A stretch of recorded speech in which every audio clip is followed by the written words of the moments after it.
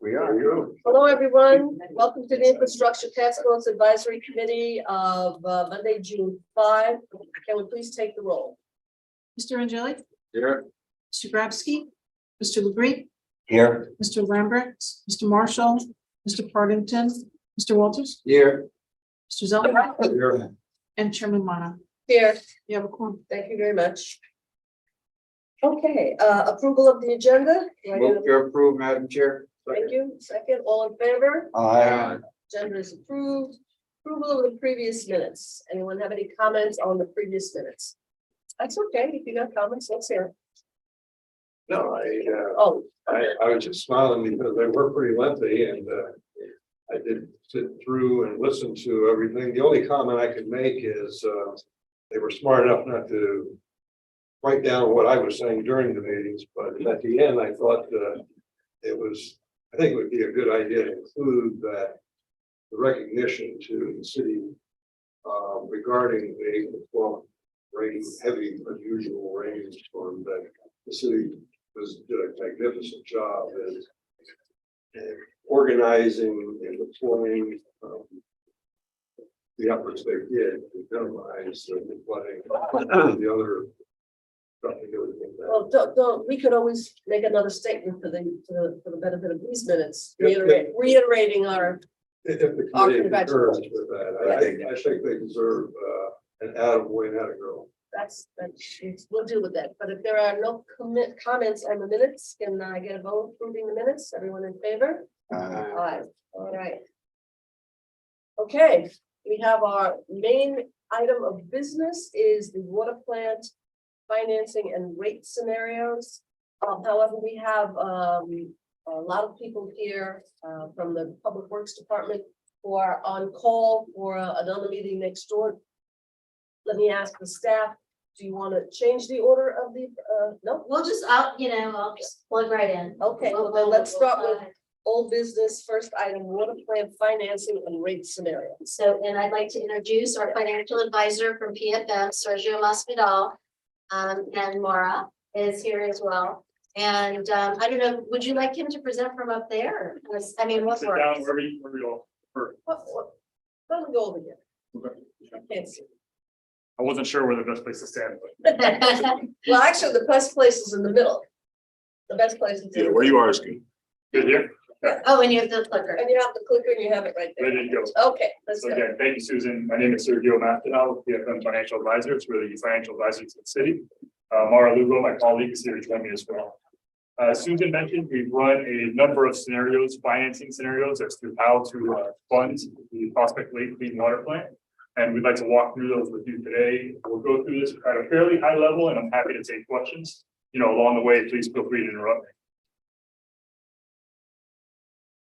So just as an introduction, executive summary, the objectives when we sit down with the finance team and the city's finance team is to fully fund the capital obligations for the water plant and do that in the most cost-effective manner possible. And that effectively mitigates the race ultimately to the ratepayers. That's what we're trying to drive to. I want to talk a little bit about some key terminology, which we'll talk about just to set a foundation so everyone can speak the same language. And then we'll walk through those various financing scenarios. If anyone needs a minute to get to the page, are you okay on the screen? So again, just to take a high level look, context, like the city's existing water and sewer revenue bond credit. Right now, there's about $480 million of outstanding bonds, and that's for projects that have already been funded within the water and sewer system. There's 4 series, 2012, 14, 16, and 18 outstanding. And you can see by the bar chart graphic there that there is the maximum annual debt service, which is a concept or a term that we'll get to, is about $32 million.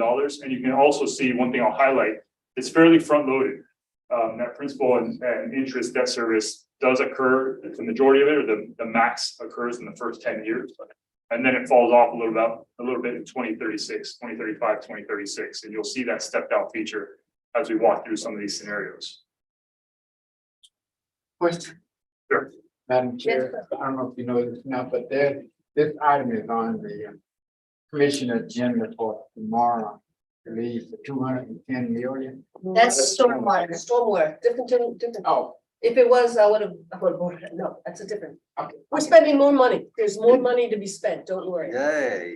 Yay. Okay, you wanna make sure. A lot of projects going on in the city, certainly. So some key terminology that we'll talk about, and I just wanted to at least give you, a preview of those. Level debt, when we talk about debt service structures and how we structure financings, there's a couple different ways we do them in the municipal bond community. One is just what's called a level debt service structure. So the simplest form to think of that is as a mortgage payment on your house. The payment's the same every year, principal and interest payments are the same every month, every year it's the same. In the municipal bond series, it's the same for that individual issuance of the bonds, right? So when we set a bond, you have the same payment every year moving forward. That's one way to structure debt. A wrap debt service structure, conversely, is one where you look at the existing bond portfolio, the existing debt service payments, and then you wrap the debt around that. So then you create what's called aggregate level debt service. So in totality, the payment will be the same every year. You don't have that step down function. Sir, can I ask a question? Absolutely. Does that mean you're wrapping the 4 previous series into one big package? Good question. So the 4 previous series stay as they are. Or as they are? And when we say wrap, we're basically wrapping the new series around that. And I think it'll make a little bit more sense when I go through it rapidly. So when I say wrap, it's not necessarily that we're going to package them together. Right, because the previous bonds may be at a very low interest rate. We Correct. certainly don't want to fool with those. We Absolutely want to leave not. those alone. That's right. All right. Absolutely. And you'll see, I think, a little bit better graphically when we get there.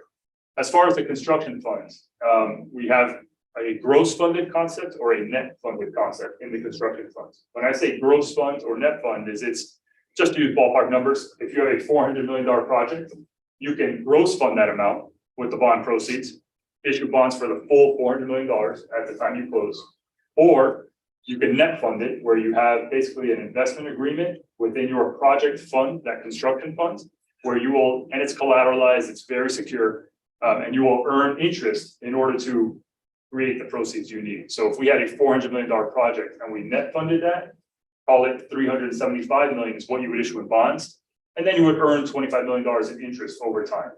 We do that math and that calculation. We work with the city's investment advisor as well to make sure that the amount we issue is the amount that you need at the time for the project. So you can take that 375 and buy Marcus CDs for 5%? You would buy US treasuries, but yes, effectively. And it's interesting because just, anecdotally, if you would have asked me a year ago, 18 months ago, you weren't able to do this. Net funding really had gone away because interest rates were so low, you didn't earn anything on the short part of the construction curve. Now we've seen the short part of that yield curve increase dramatically. You can start earning money, which allows you to issue less bonds. We think that's a positive for the city. And then a couple other concepts that are straight out of the city's bond covenants that I want to walk through are the rate covenant.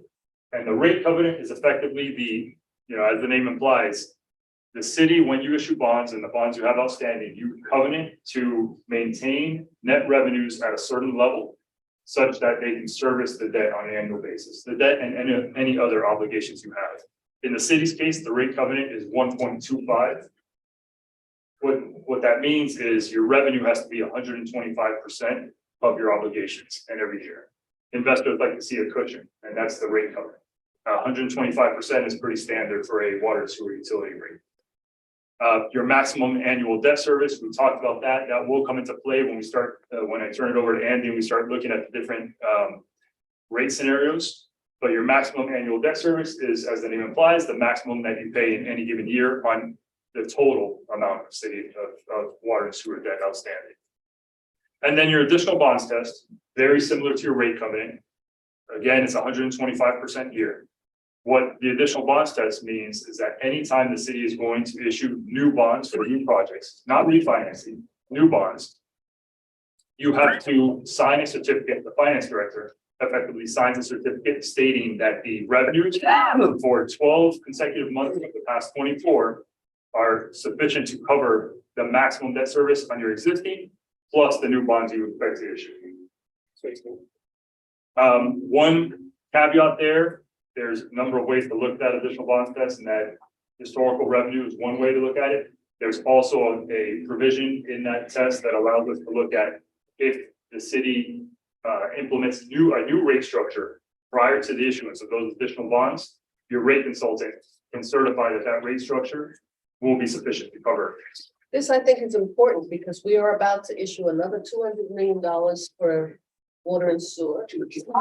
Yeah, the 200 we expect to be next year, but Yeah, yes, and then we're gonna do stormwater. and that's a separate revenue. Separate. And then that's a separate, stormwater is a Yeah. separate. New city hall would come into Separate that, revenue source, but it's only affecting the water and sewer. water and sewer. That's right. That we can live with that. Those are great questions, yes. So hopefully that allows us to give a little bit of, the terminology that we'll go through here. Really. Could you let the record show that an additional member has joined us? Mike Martin. Oh, yes, Jane. I'm sorry, continue. No worries. So let's get into the details on the plan of finance. As you all have seen this, I know, probably ad nauseam at this point. We broke the plan of finance up into three discrete components, what we think are three discrete components. One is the enabling works and owner's rep. That's about 189 million on a growth basis. The city has $12 million right now available capital reserve. So 177 million will be towards just the enabling works for this project. That's one piece of this. The other piece is the $485 million water plant, of which 121.25 will be funded by the project company. As a subordinate debt of the city. Those payments are subordinate to your bonds. However, it is a component. And then the remaining 363 and change will be funded with a city issued bonds from the water and sewer system. So those are the discrete components we looked at, and we'll get into those.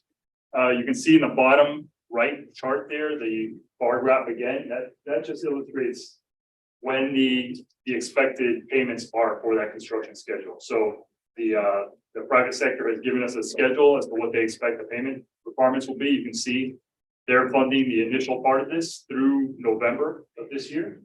Then the city will have to make their first payment, their first contribution to it in November, and then moving forward from there. That means we're gonna blow through the first 121 million by November of this year? They're already using it. What have they done for us for 121 million? So Well, I mean, that's through October of 2023, so it's through. October. we're in 2023. Right, so I mean, so they had all their upfront costs. So don't forget that they went through design, I mean, the costs that they incurred for design of the water plant. And all those other costs of getting to the comprehensive agreement, they were accumulating, so those were like that March of 2023. That 20 million was already spent by the time we signed the agreement. So by October, we won't even have a building permit to build this facility, but we will have a set of plans. Oh, yeah, they have a set of plans. Yeah, they have the setup. Well, at another point, I think we should have this discussion. That's more about how are we doing? We Okay, should have a permit like that, and ready to start. I'm shocked to find out that we've already blown through 121 million. Not yet, but No. October, November. Okay, go on.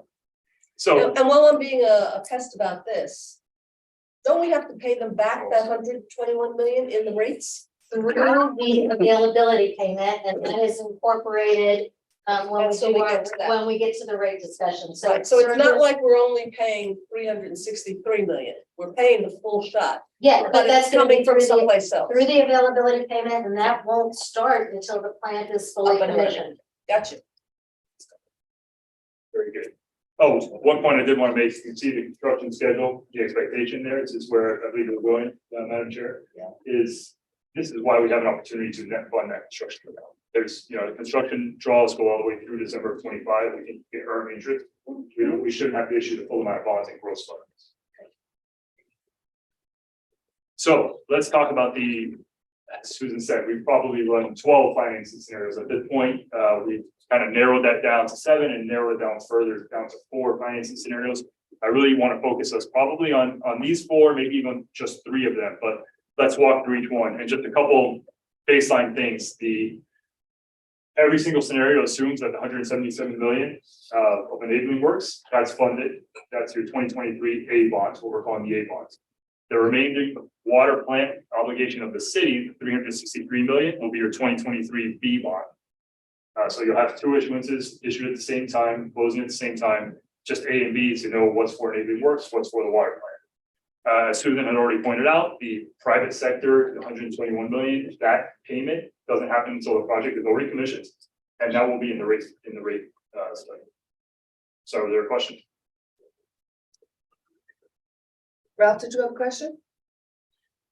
No, I'm just correlating with what they've got up here. I didn't know if there was this different numbers that you were quoting versus what, but I'm trying to catch up and read here real quick. Oh, okay, I hope not. It should all be the same. Okay. Yeah. All right. I need to be glad. So scenario one, and I'll walk through the overview and then maybe go to the conclusion. Scenario one, you can see level debt service.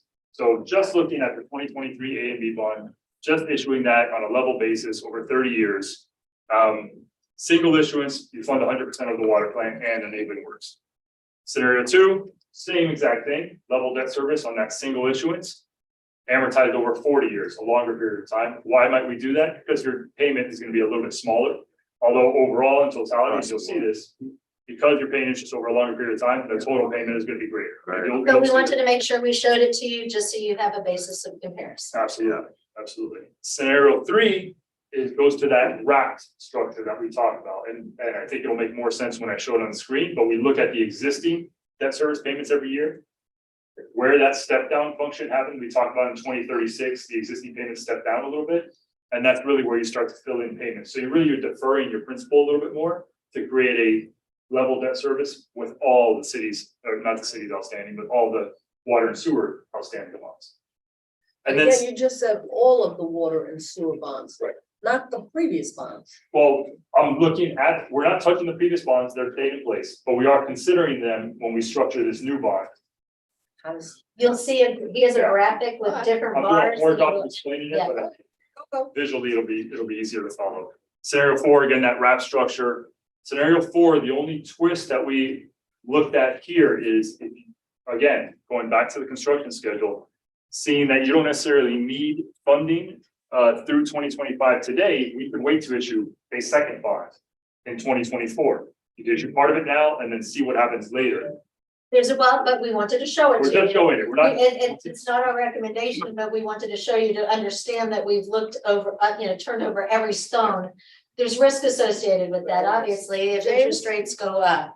What would be the advantage of doing that? Yes. So, and that's what we wanted to look at, exactly that, if there was an advantage to doing that. And there, because of the way the yield curve is now, there is no advantage to doing that really, Okay. because what happens? That's a great question.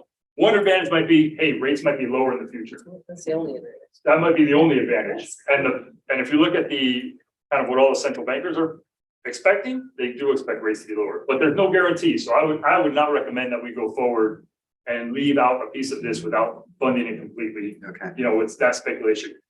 The real benefit would be that you don't issue it all at once. You don't take on all that principal and interest payment at once. But the downside, because of the way the yield curve is, we no longer net fund. You don't have the interest earnings on that portion of the construction fund. And we actually lose, it's actually a worse scenario than scenario three. But we just wanted to show it. I don't even think I may have one slide in here about it, but just want to let you all know that we looked at really a broad array of possible options. Yep. Yes, sir. I was going to ask that, when you budgeted for this, which scenario are you using to project the total cost? Well, and keep in mind that we haven't started budgeting for this yet, because these bonds they'll be issued in October. So right now, I think what we're using is scenario three. We could change that. And then the bigger piece of the availability payment doesn't come into the picture until the plant is commissioned. So that's fiscal 27.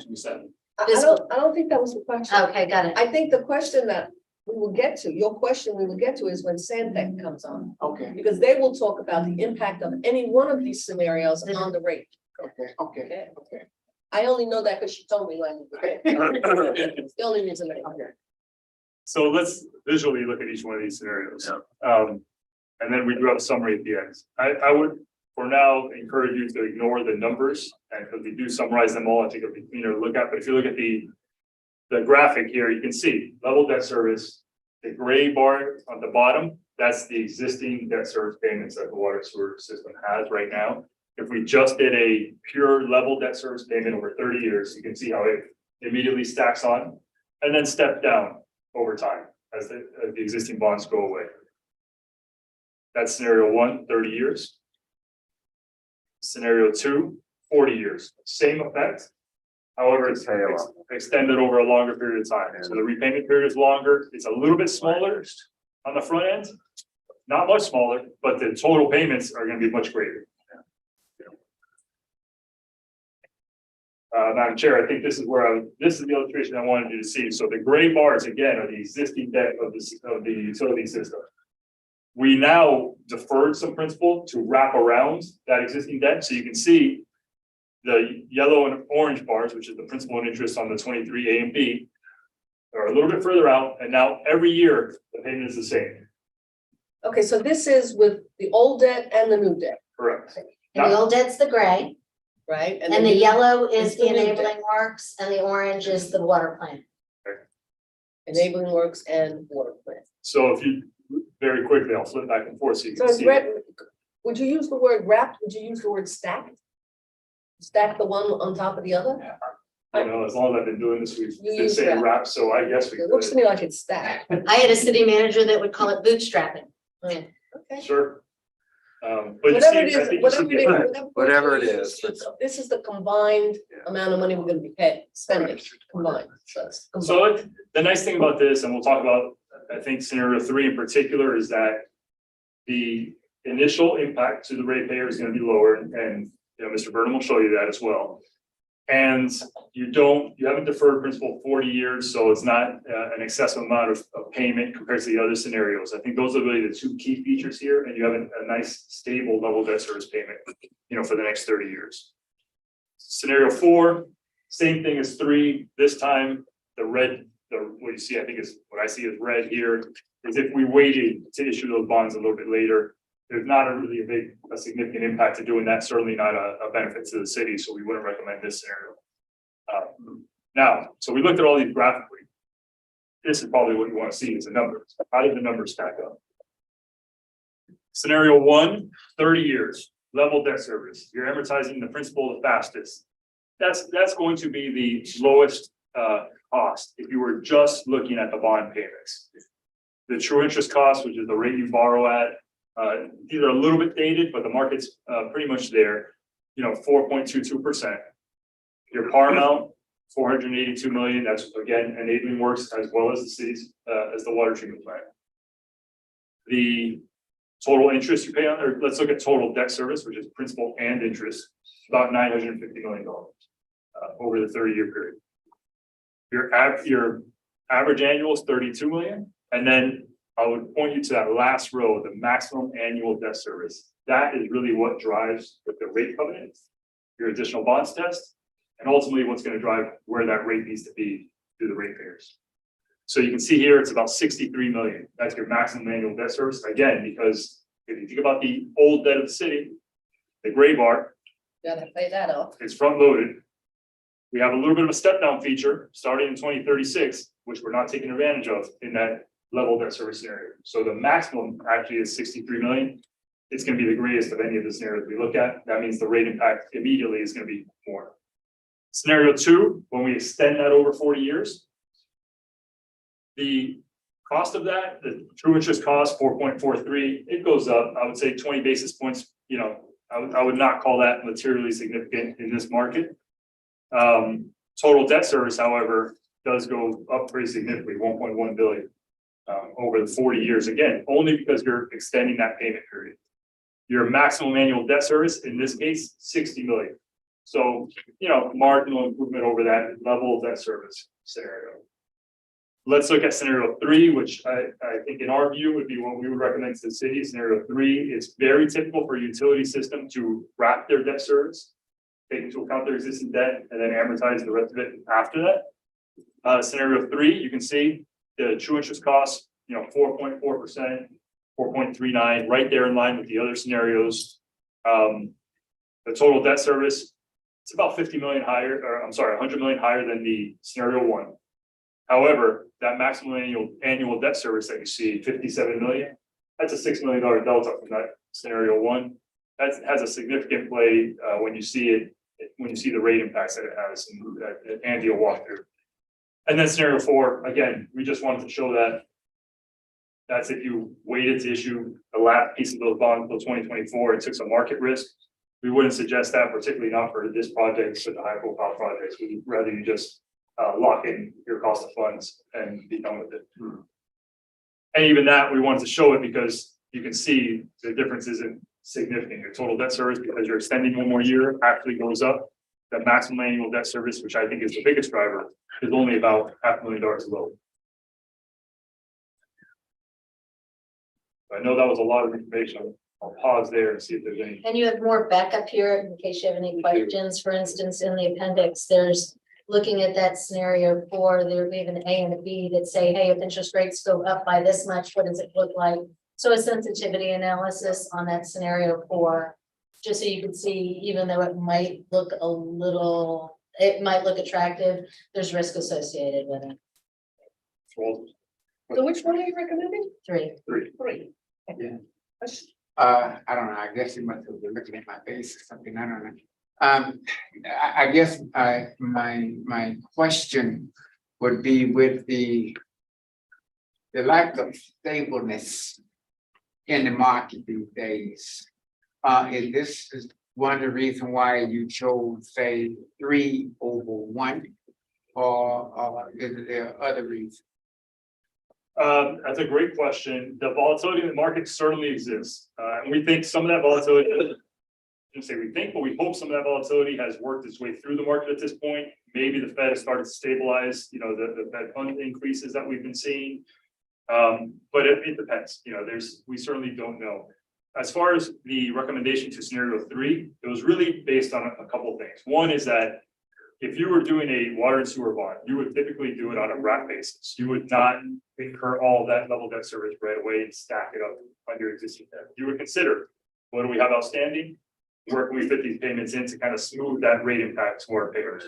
And that really was the biggest driver. And then when we looked at the scenarios and the analysis, we saw that that maximum annual debt service is the best case at 57 million compared to the others. And regarding the volatility, once we issue the bonds, we're done. There's no more volatility. Yeah, but if we only issue some now and some later. Right, and that's why that's not our recommendation. It's to issue all now. Right. Scenario 4 was actually the one where we issued some now and some later. And we said, there's not enough, in my view, there's not enough upside to take that risk of something happening, the presidential election, whatever, Okay, I'm riding with you now. Okay, so scenario 3 is our recommendation. I think there's a couple other. I think this is a good visualization. If you look at the chart at the bottom of your page or on the screen, you can see these are each of the scenarios stacked up against each other. And what the debt service payments would be in each one. You can see scenario 1 being the highest. Scenario 2, a little bit lower because you extend that payment over a longer period of time. And then 3 and 4, which is, I think, Mr. Walter, where you were going, 3 and 4 are right on top of each other. Not a lot of upside in breaking this up and taking market risk into another year. I think with that, Andy, do you want to? I'll turn over to 1 second. One last slide. I'm sorry, I talked enough up here. Again, we talked about that rate covenant. We talked about the additional bonds test. These are each of the scenarios in a column over the first 3 years, 24, 25, and 26 fiscal years. What the debt service is, and then what the net revenue requirement would be, is what's in that second row. You can see at the 125% of maximum annual debt service, what the net revenue would have to be. Consider that the city's net revenue in the prior year was about 69 million net revenue on the water system. This is what the net revenue will have to be under each of these scenarios. You can see scenario 3 again gets us to a lower number with the rate covenant. And if you look all the way at the bottom, that third row, the revenue requirement change is actually much lower in scenarios 3 and 4. We think 3, again, we lock in the cost of funds, mitigate the impact to the taxpayers, and do this in the most cost-effective manner. I do want to stress this is just a change in the revenue. This isn't the change in the actual rate, which Andy will talk So Andy, whenever you're ready, I think we'll check. Well, I'm sure there's no questions on the finance. Any questions, gentlemen? Oh, switch it. Makes perfect sense. We used to go Experience to the the- other one, Oh, so, yeah. yeah.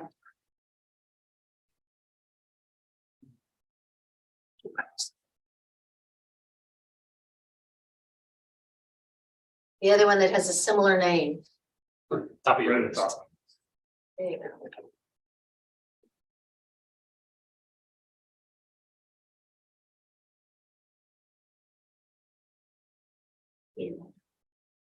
And hopefully this is in everybody's agenda packet. I see you. You found the pages where they start. This is kind of the first page of what I want to start talking about. So when you find something looks similar, if you go back to that one, perfect. Yep. And hi, by the way, my name is Andy Burnham with Stantec. So I've been working with this team for about 15 years or so now, doing financial planning for the utilities, assisting the budget office here. Looking across all the special funds, enterprise funds, as well as the general fund, doing financial forecasting and planning for many of the different services throughout the community. But what's always been near and dear to my heart is the water and sewer fund. Is where we first started working with the city. As part of our work with the city, we maintain these financial forecasting tools, which are really conducive to looking at multiple scenarios about how do certain expenditures impact the rates to citizens for different levels of service for different capital projects. And so we've been using these each year, as I mentioned, to support the budget development process for both capital as well as operating. And so we keep them current with your current data. We're going through the process now of updating these models right now with the budget office as part of the fiscal year ending 24 budget development process. So we have some of that draft information included already in these models. It was very helpful to have as current as an understanding as we can of what these different financing options mean in terms of their impacts to rates. That's really where I think the rubber meets the road in terms of how these different things impact our citizens. And so what we've done in the financial forecasting model with this first row at the top is basically just said under this baseline no water plant scenario, what does our forecast look like for the water system if we could just not do the water?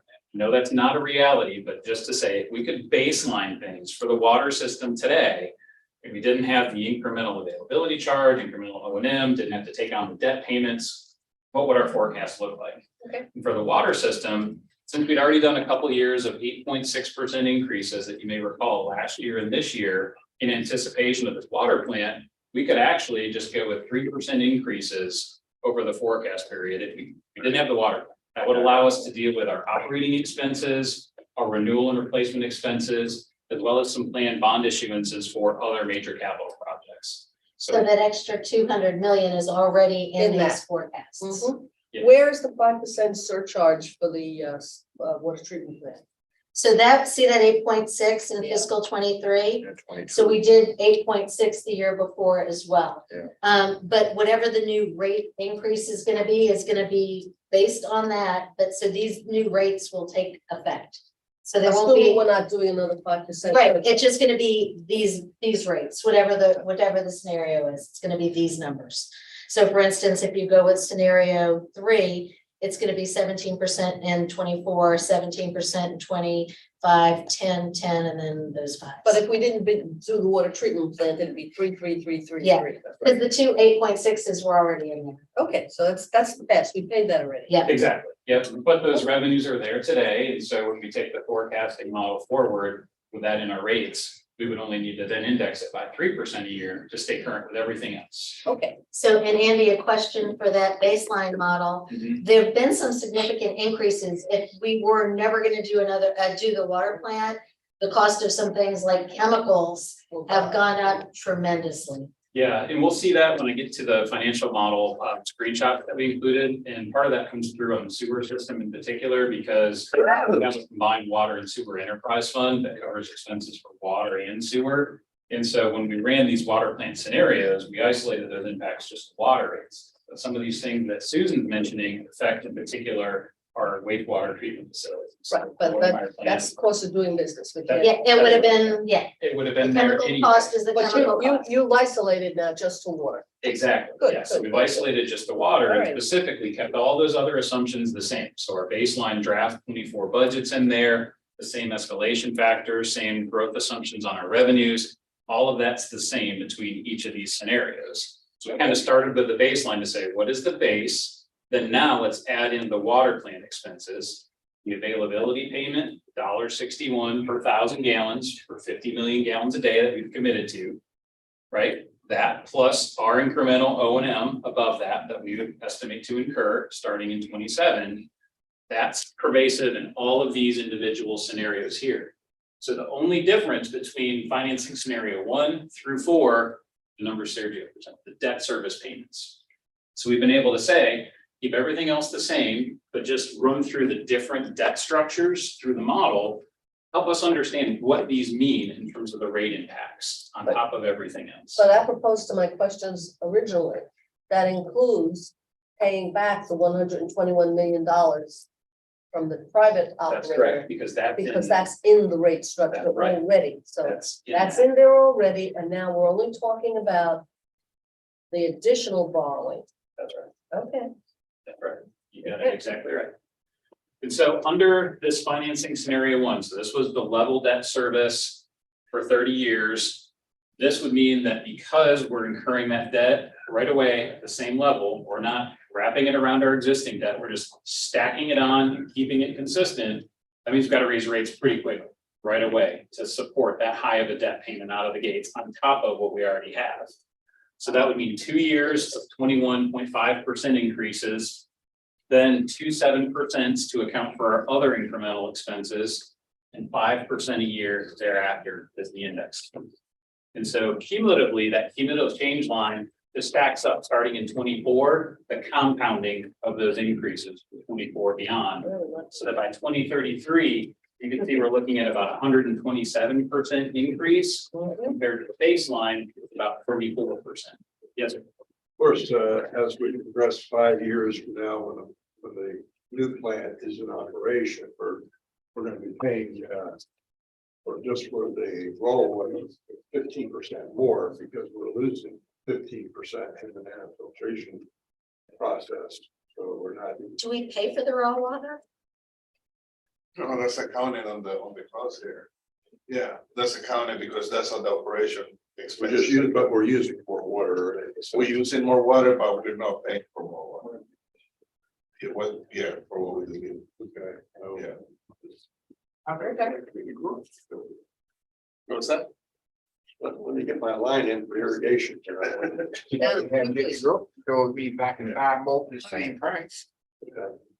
So then that's the 30-year option. Then the 40-year option is basically, again, adding it on, but now stretching that payment out an additional 10 years. So the annual payment is a little bit less because we're spreading it out over 40 years instead of 30. And so that allows us to basically spread the rate increase out a little bit. So instead of 2 21.5s, we could do 2 19s, but a couple of years after that has to be higher. They have to be 9s instead of the 2 7s, 26 and 27 that we see. So the advantage of this option is it gives us a little bit more time to ramp up our rates than the 30-year does. But overall, you can see at a very similar level of increase. By 22-33, it's about 125.6% as compared to financing scenario number 1, where it's that 126.9. So there's not much of a difference other than you could buy yourself a little bit of time on how you ramp up the rates. But there's not a material difference in terms of 21 or scenario 1 versus scenario 2. And the part that stands out to me is now you're committing to pay another 10 years of interest. That total cost of borrowing is just really high on scenario 2 for not much rate relief. Like if it allowed us to substantially reduce those increases, then it may be worth paying more in the long run, but it didn't seem to give us too much of a benefit in that regard. So financing scenario 3 is the wrap debt service, where it's not necessarily the same level. You gradually increase the debt over time and wrap it around all of your existing debt payments. So this gives us a little bit more rate flexibility in terms of how we can adjust our rates. So now you can see under financing scenario 3, the increases in 24 and 25 are now down to 17% in each of those years instead of 21.5.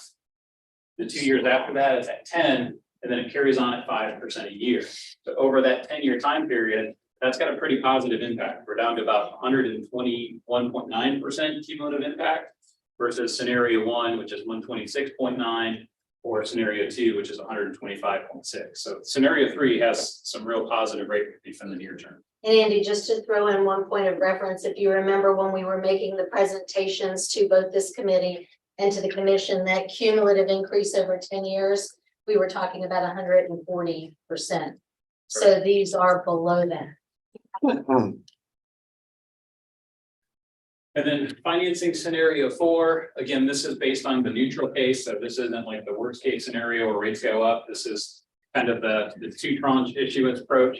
It does give us the ability to have a couple % less in 24 and 25 versus scenario 3, 2 years at 15%. And then however, 26 and 27 have to be 11s versus the 10s. Over the long term, it's at 118.5. So it's a little bit less than scenario 3 over that long term. But I do think there's a little bit of concern there on the risk side in terms of issuing a second debt a year or so from now and not knowing how conditions could change when there's a lot of international instability, let alone our own presidential election race coming up. So I'd rather not personally be in the bond market, but I mean the others to weigh in on and define about. So that at some point, very shortly, in connection with the 2024 budget, the commission is gonna have to tell the people that the rate structure, the water rate is going up 17% next year. Correct. So that based on the schedule, they were presenting to BAB, I think it is 2 weeks from now or a week from now. We're going to present to BAB. We're going to be doing the joint budget workshop on June 20th. We're going to be giving them the preview. We have to advertise any type of rate increase, which we will do during the month of July on the water bills. And this would be in 2 public hearings in September. But keep in mind, the rate structure, we told folks exactly what the rate increases were going to be over the 10-year period. So we've talked to the commission Folks about didn't know nothing about it. yeah, it's I fine. didn't understand anything about this. Yeah. You're gonna be telling them your water rate is going up 17% next year, 17% the year after that, cumulative on top, and all of these things, ready and the for a next ride. year, 50% higher. Yeah. But okay, my brain is blowing up, James. So this is really good information to see the rates. Thanks for putting this chart together. But looking at it makes me ask the question. And you said you did a lot of different scenarios. Was there a scenario done that mimics scenario 3, but stretched it out for 40 years? Around 40. I will check my notes. I feel like we did do that version. Give me a minute and I'll come back to it. And the reason I'm asking is because I would expect that those initial rate increases for the first couple of years wouldn't be so high. Correct, although we would incur more debt service over the course of the 40 years Yeah. versus the 30. And I And don't, the so there would be, 3 trade-offs, long-term trade-offs. yeah, but the people who are gonna get hit with these rate increases in the next couple of years, they're not gonna be around in 40 years, so they don't even care. So I'm thinking, how do you soften the blow a little bit? And I understand it's a trade-off, I get it. But you gotta sell this to the public. And, you know, telling people you're gonna have a water increase 2 years in a row at 17%, and then 2 years at 10%, they're gonna be crazy. They're gonna go nuts. So, Yeah, but they're getting a new water plant And the military. and the millage rate isn't going up. I get it, Susan, you don't have to Yeah, no, convince no, I me. just, yeah. You don't have to convince I me. mean, when we were talking about the water plant, we talked about what the increases were gonna be over a 10-year period. Yeah, At that point, we didn't know year 1, year 2, year 3, Yeah. but we said, hey, over the course of 10 years, they're gonna go up you 140%. did say that, yeah. Yeah. We did say that. That was public knowledge and for sharing. I appreciate that, yeah. Well, I'm just curious if that scenario was run. I just I like, will certainly look for it. I would say probably as a magnitude, you could look at the scenarios that are up there now. If you look at a 17 to, or I'm sorry, the 21% versus the 19% scenarios 1 and 2, it's probably going to be on that order. So like a 2% decrease, Yeah, I would probably say it's maybe from 17 to 15. 15, 14. So it's not gonna bring it down to a single digit, I guess is if, what's our guesstimate? So if the difference between 1 and 2 is 2.5%, the difference between 3, and if we ran 3 in over 40 years, that might go down to 15. So, I mean, I'm just saying. it's not gonna bring it to single digits. The only good news is like we've got, by the time we get out to 2028, it gets steady at 5%. But they're not You gonna. gotta get there. We have to get there. Yeah. At that point, we've covered all those costs, though, the debt payments, the availability payment, incremental O and This is M. gonna At be a that tough point, sell. it's sort of kind of even out once we get there. Here, Madam Chair. Yes, sir.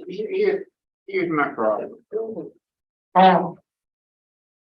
We're gonna need a full-time staff or committee or something going around through the city of Fort Lauderdale, educating the people on what 17% really means. All they're gonna hear is 17 and 17, and they're saying, okay, now that's 34 and another 10 and another 10, now I'm at 54. That's what they're gonna hear. They are not gonna be able, really won't care to be able to really come up with dollar wise, what am I doing? My water bill, average about 160. Mhm. So if I take that up for 50% more. In 3 years. So 3 years. keep in mind that your water bill that you just talked about includes garbage. garbage.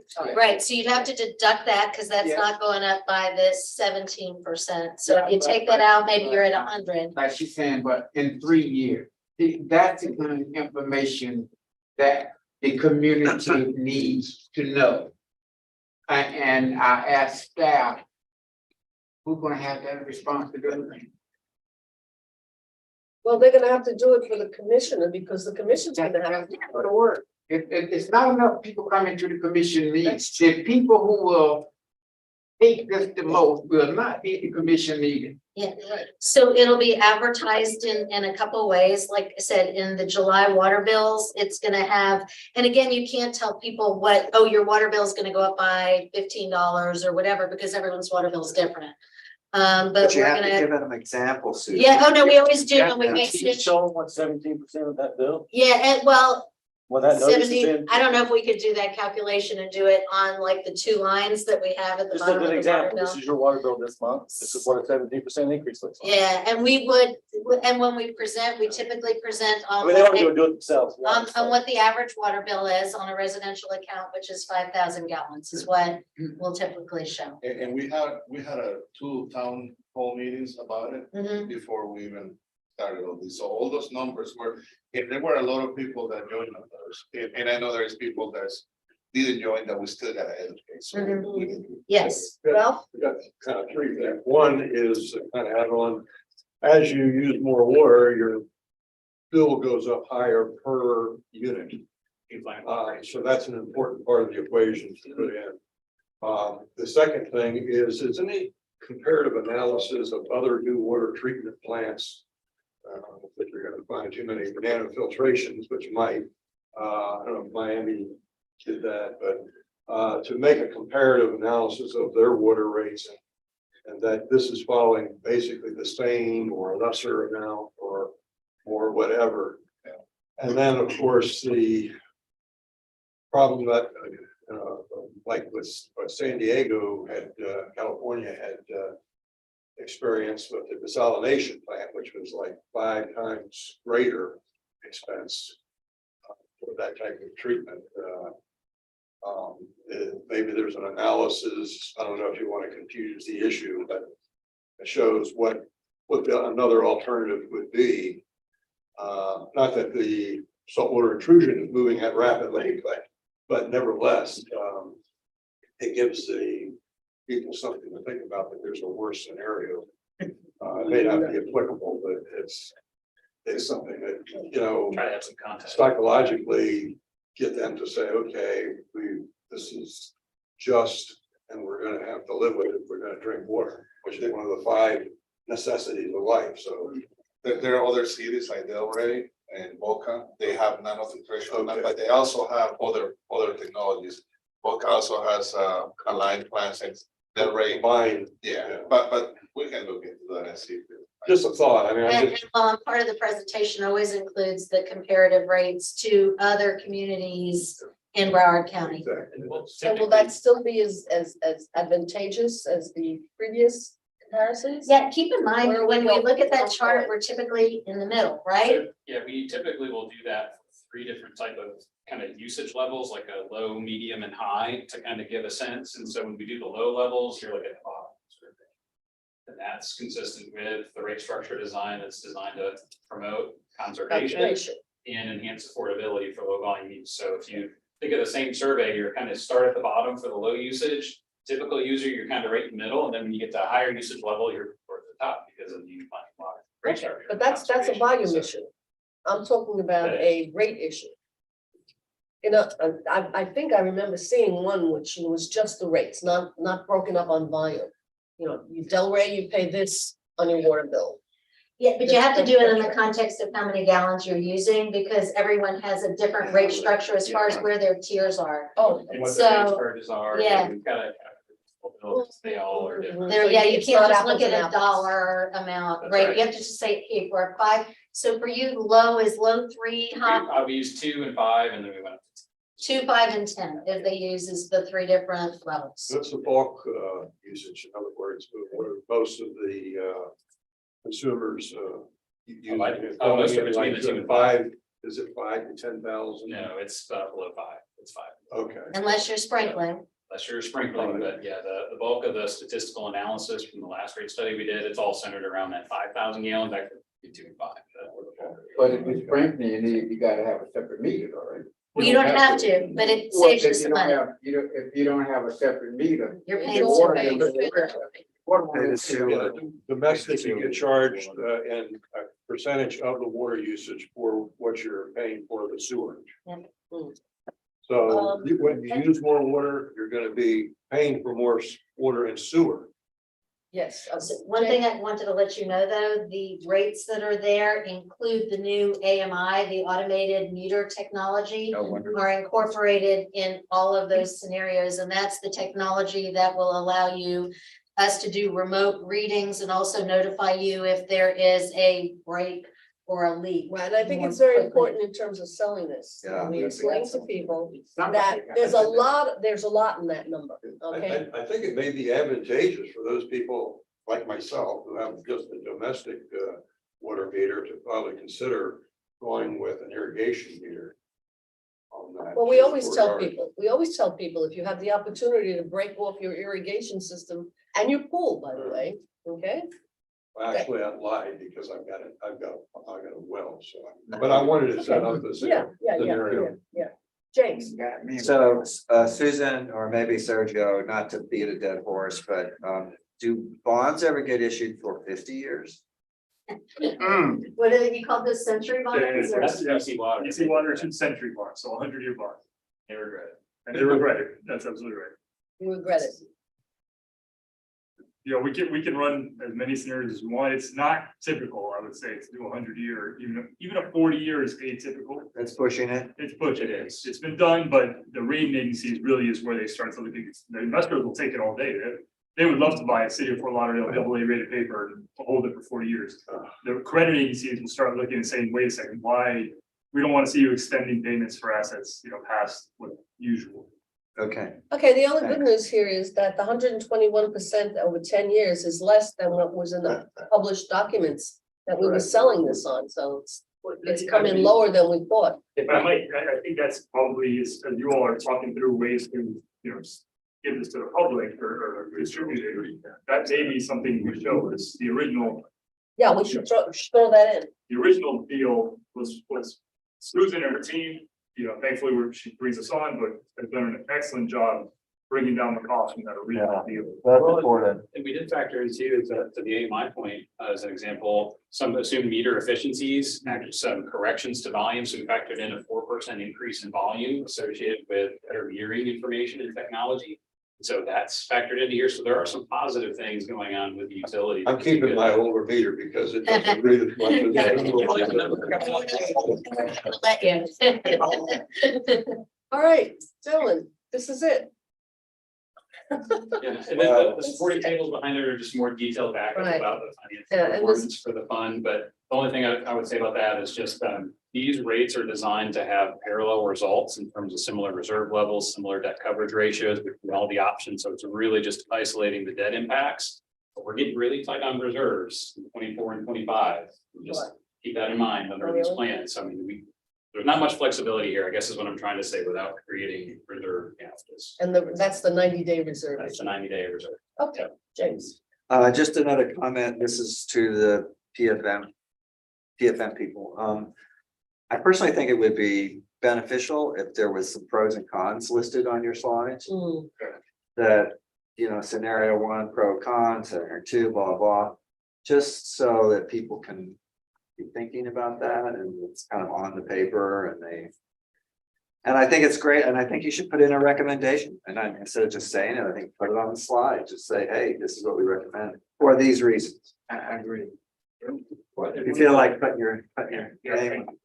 And one more thing, if I may, just the draft at the bottom of this is important. So we're still working with preliminary 24 numbers. So we've got to factor in working with draft numbers. We've got some preliminary budgets that we'll put in that includes some updates on like indirect cost allocations and things. So anecdotally, I think it may actually have a little bit of help for us on water and sewer, but these are going to shift a little bit, but they're all using the same baseline. So you can kind of understand the difference of the debt impact options, but just know these numbers will shift a little bit and hopefully we can get some positive news. That was a great suggestion to put in the same rate scenario that we put in when we were talking about the water treatment plant, saying, see, it came in even less.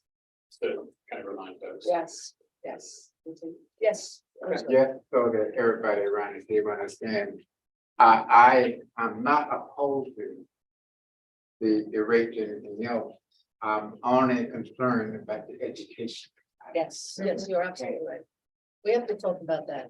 I mean, first you have to talk about the council, then you have to talk about taking these to every pre-agenda meeting for the commissioners, because that's where you get the really active people at the pre-agenda meetings and a public meeting. You know, we have to be talking about a public meeting. You know what I Lot think of about the communication, we work all here. recently got FP&L that said, by the way, your May bills are gonna be different. If you remember, if you got that communication from FP&L. Yeah, we've done presentations in the past, thinking back about the stormwater rate change or even past rate study, done public meetings out in the different districts too, or we just had, hybrid options available. But I think it's simple, like, On our next bill agenda, calculator on the website, I think it too, like. Yeah, So calculator on website. calculator, Kind of that'd back be to, very good. Calculator on the website. Yeah. Pretty easy, like a bill calculator on the website, just to like make it easy for It's a real simple guy. Yeah. right? Like, All you gotta do is take this month's bill and show this month's bill 2 years from now. That's it. That same piece of paper, because that's what they read every month. Here it is now, here it is 2 years from now. If this rate structure is adopted, this would be. This is your bill 2 This is years your from now. bill. This is your bill next year, the next year, and ta-da.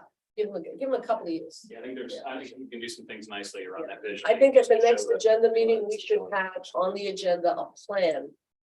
A discussion about a plan for getting this information out to the public prior to the adoption of the new rate structure.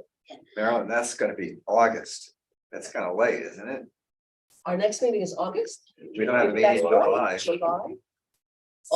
August. Good. So we'll work with our 22 marketing and example. communications people and talk about it. Obviously, we can't start communicating anything until we get some feedback from the commission on which Yeah. scenario. Again, Well, staff's recommendation is gonna be 3, but we need them to agree.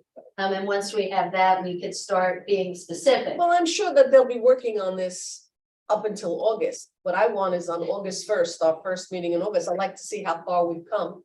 What's the proposal? So we can have some opportunity to comment on, is that adequate, or do we have other suggestions? I can have them work on a communication plan to get Great. to you at your August meeting. All righty, All right, that's Water plant financing and rate scenarios. Yeah. Thank you very much. Thank you, sir. Of course.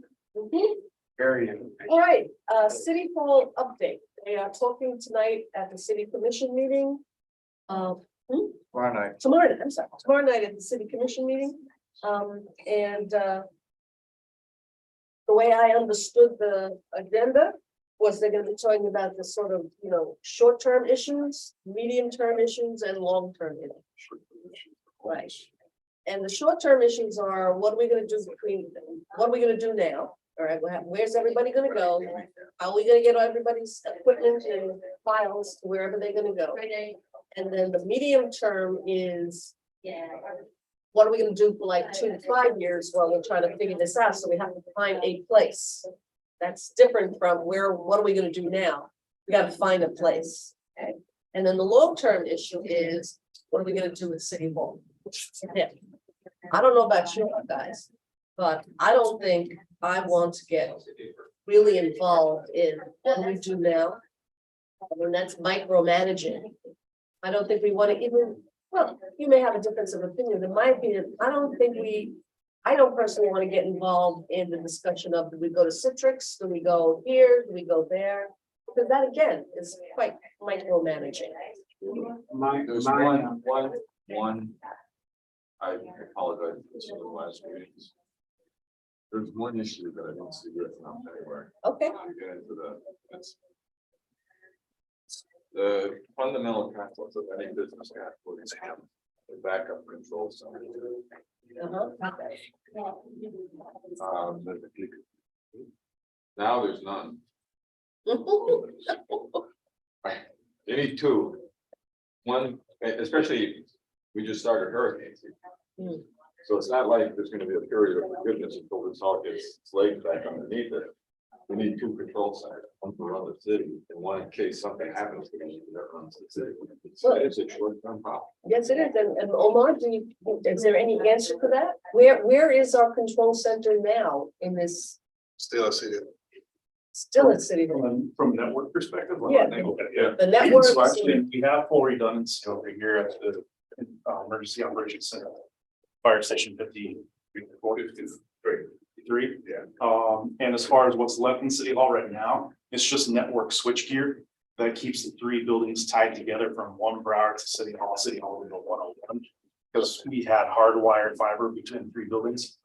So that's really the only reason why we're, from an IT perspective, keeping the 6th floor powered at the City Hall, is because they have to install new switchgear, new fiber, and then reroute how our network communications are. As far as servers and network hardware, that you're right, you do want to have redundancy, not just a harden the building, which is hard to knock out, but still could be, but a secondary location. Yeah, I can't speak 100% to where they're at right now with the secondary location for all network server systems, other than the fact that they've been transitioning very quickly everything to the cloud. So we've been going hard and fast, purchasing and moving everything to cloud server systems. So we have to get more information from IT as to where they're at of having a full duplicate redundancy setup. But it's not that she sleep at night, but I feel pretty confident about where we're at right now with City Hall down. But until we don't pick any place, it can be moved. Okay. Well, when you go to the intermediate solution, let's just say for the sake of the argument, we move everybody to Citrix. Or another building downtown. I've heard that they're actually talking about moving into the building next door, across the street. Yeah, there's a couple options, and the one Broward is one that's. Whichever one they pick. West Marine. The West Marine building? Yeah. Yeah, actually, So whichever one they pick, the one across the street. All three that we were presented that were right in this general corridor, were all coming within, don't quote me on this, like within $5 to $10 per square foot, roughly closer to $5 per square foot difference between the different buildings. So the overall cost based on square footage available really wasn't changing much between the 3 or 4 different buildings we reported. and yet again, I personally don't think I want to get involved in whether it's 101 or Citrix or whatever, because that's a 3 to 5 year situation. I could be entirely wrong. You may feel that that's something you want to talk about, James. So I was gonna ask this question, and maybe, it was gonna be on the agenda anyway, what is the role of the infrastructure task force associated with the rebuild or replacement or relocation or whatever, City Hall? She has an answer. I have the answer. Well, she has her opinion as to what. Well, I spoke to the mayor. Or is it? I spoke to the mayor too. I spoke to the mayor today, and Okay. he would like the infrastructure task force to be involved in helping shape the plan for the longer term. So Yes, okay. where we're going right now is just a 3 to 5 year situation to move staff into places where we can work efficiently until a new city hall is built, leased, whatever the situation is. So he would really like your involvement in helping shape that longer term vision and plan. Okay, All and right. we'll be happy to do that under the taking into consideration our life ends in February. Unless they do something, so that's a So whole they have other, to, yeah. that's a whole other issue, which we'll have to deal with at some point. But yes, Bruce, though. I just want to ask staff, from when we started way back when to now, how are we looking, compatible to what we started with, what we spend and what we have to spend when we come to the budget? Are we about where we should be, or we don't spend too much, or we haven't spent enough? Well, We're talking about the overall budget for the whole city. but it was 4.3, it started, and I think it went to 4.5 billion, I think that's what it, the last one we heard. Are we talking about the whole CIP budget? Yes, Oh, the wow, the big whole, question. the whole infrastructure, recommendation as a budget. Yeah, well, we kind of have gotten away from that big picture right now for the last couple of months, because we went into sidewalks and streets. We haven't really focused on that big picture, but we're gonna have to, because the CIP budget is coming right now. We doing the broke man thing here. The broke person, you give them $1,000 and they don't worry about you, they get down to about 50, then they start counting how much you got left. I think we should be where the credit card issue is. If you got plenty, you can get a whole lot of credit cards. If you don't have no money, you can't get no credit card. I just like to know with, for instance, trying to find a place to relocate City Hall to. Was those numbers included in the original? See, that's my problem. No. And that's a lot of money. When I look at the square footage of $45 a square foot, that's a lot of money. That's right. And it's not included in the budget. I think one of our things that we should be doing is keeping an eye about this in year one, that we track the money. Because, I'm the broke man. I'd like to know what's happening to the overall budget. Well, we have Michael here, and Michael is on the board, the budget advisory board. And that's a question that I have a feeling that you guys have a feel for this, that you follow this. Have you talked about, what is the impact on this year's budget of extra expenses that we did not contemplate spending? You mean with regard to the city hall and the? With regard to City Hall, and now everybody is gonna be off in various places, and we're gonna have to be paying rent, and we had to keep the air conditioning. Yeah, so the going. last couple of meetings, not so much, Not but so to be honest with you, last couple of meetings, we've been listening to various departments and giving us, their ask, what their needs are. So it's, look, the commission has directed Fab to work with the departments under the assumption that there's not going to be a millage rate increase. Right, and so it's really been about turning the screw on, okay, what do we really need, and what's the priority within each department? And it hasn't been so much about, what are some other things we can do, or what do we do with these new, unexpected, expenses that have arisen. So, yeah, so, I mean, it just hasn't been top of the agenda. Well, I'm sure Susan has been talking about it. Yes. Well, I'm So sure they what- have, sure what have we staff been has, talking yeah. about? So just a couple things, because I think I heard you talk about the cost of operating the building and the dewatering and all that. So a certain percentage of those expenses related to the flood, the dewatering, the pods that we had in the neighborhoods, the temporary generators, et cetera, will be covered by FEMA since it was a disaster declaration. So 75% of that comes from the feds, 12.5 comes from the state. Then we have to pick up 12.5% of that as well. We're gonna be doing a budget amendment. I think Is it's, that the one on the? no, it's agenda not today. It's gonna be the 20th, maybe? July, July. the July 5th will be a budget amendment to reflect the revenue we expect to get from FEMA and reflect all the expenses. So that's that piece. Regarding the city hall and the temporary quarters, we did put a placeholder of, I think, $2.9 million in the fiscal 24 budget to, I mean, and that was just based on, I guess, how many square feet do we think we need? And what the price per square foot is gonna be, and I think we put a placeholder in there Well, of that's- about $2.9 million to cover the anticipated rent over the course of, you know, that 3 to 5 years. 5 years. Right, which means they're gonna find $2.4 million from every place else, and this is a binge budget. Does the city own building that city hall now? Yes, Does. Okay, so, and it doesn't charge itself, right? That's yeah, internal money. Operational. That's what it be. So one way or the other, the price of playing poker is going up. We gotta buy it or rent. and in the longer term, we actually did, you know, we didn't expect to have to use that placeholder. We had a placeholder because we knew that eventually we would go into a new city hall. Yeah. And I think we had a placeholder in the budget, maybe 3 years from now.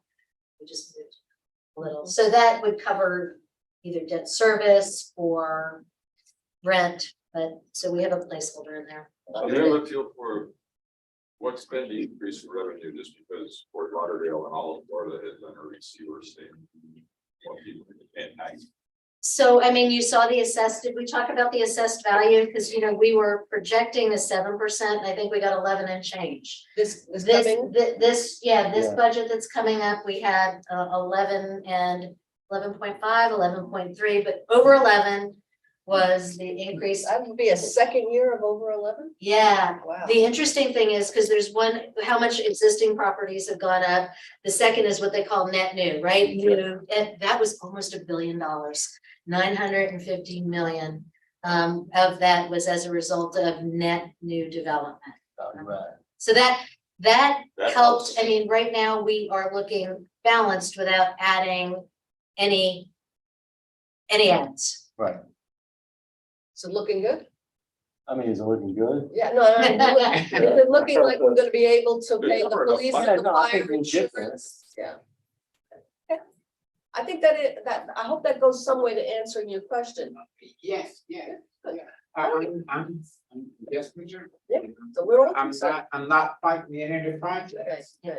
I just want to make sure that we keep everybody informed as we move along, that includes the commissioners and as well as the residents.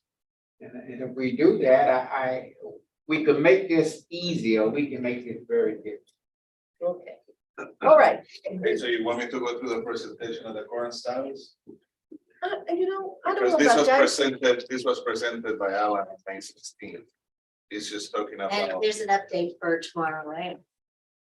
I mean, this is the update Yeah. for tomorrow. I mean, if y'all wanna see it, fine, we'll take the time to see it, but this is not something that we're gonna be getting involved in. Yeah, I mean, this is just where we are with City Hall, you know, you have the. Don't put any of the infrastructure of the building subterranean. Oh, yeah, we can say that for sure. At any rate, Waterproof it. I mean, this is just what we have right now. The chillers, it shows the, you know, what happened to the It's a electrical systems. Just all the fire system, the HVAC system, that all got damaged. Emergency generator. I think this was sent through Yeah. the city I saw to. that. Right. And, you know, pretty much what this is saying is gonna cost 15, 20, 15 million, 16 million to restore City Hall. Oh, wait a minute, that's a number that's interesting. You think it's only gonna cost $16 million to restore City Hall? Well, that's why we have the electrical system is 7.3 million, the HVAC system is 7.5.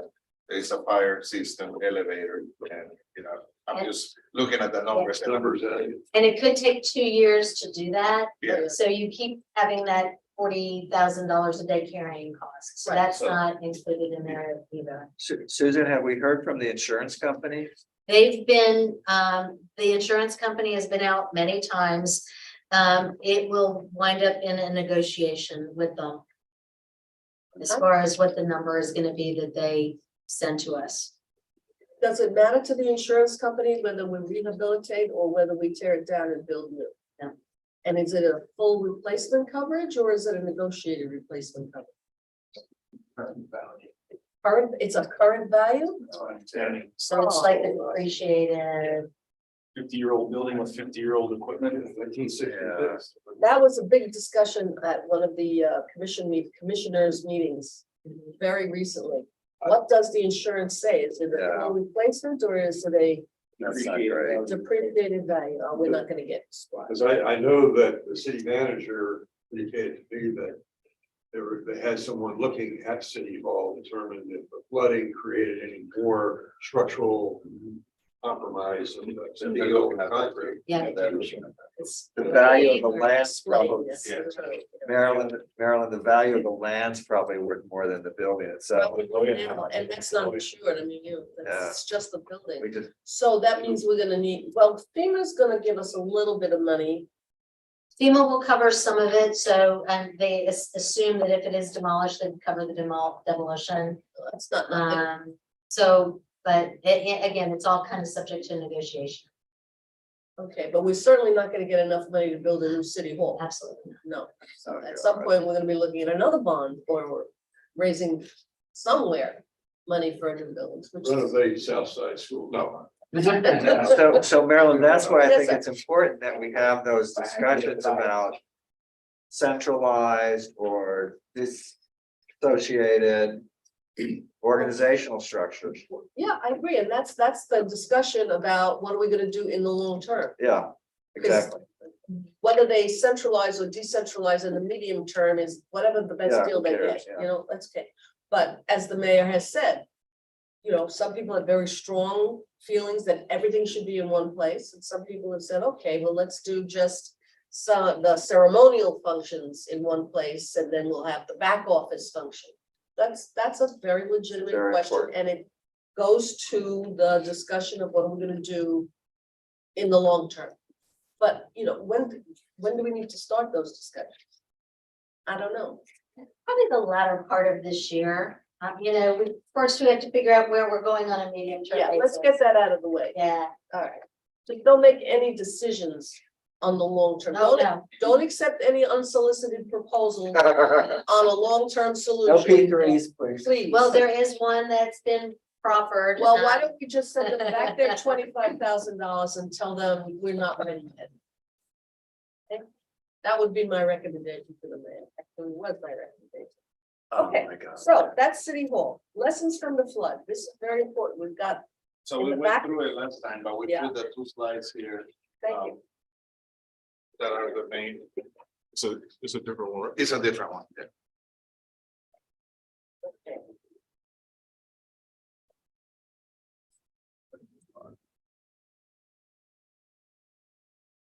And you'll recall, we asked them to actually write these down, but we had a very good discussion last time about lessons learned, I thought. Yeah. But we asked them, well, let's write it all down so we'll all remember what we said. And I have gotten so many requests from people to say, well, what's gonna happen the next time? Because there is gonna be a next time. And I think this is very important information because we learn these lessons and we're gonna make changes or make plans to not have these problems again. And then I think that's what people want to know. What's happened? What happened? What could we have done better? What are we gonna do in the future to deal with this? So let's go through this. Omar, you want to do this? Yeah. Yeah, So the first one is the effectiveness of portable pumps versus backdoor pumping trucks. And, you know, in areas where there is a lot of flooding, where there's more than a foot or so, the pumps are the best way to move the water. In some areas where you have few inches, the trucks can do the job. It depends on the amount of water and the height of the level in the canals and all that, just, to be effective. And as you remember, when we had that flood, Broward County had that, access to the canals, and we couldn't start pumping there until later days. That's really the biggest point. Yes.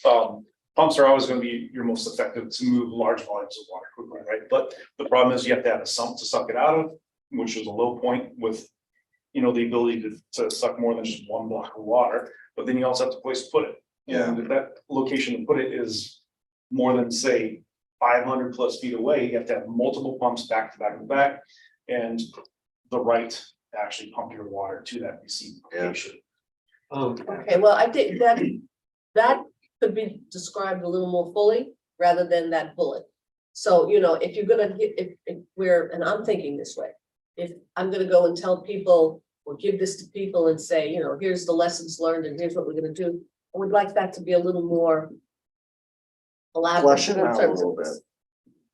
And who would like to throw this on the table, and it may sound kind of strange, but it is an idea that in your lower areas where you have the greater amount of inundation of water, has there been any thoughts such as putting in a shallow well pump that a lot of the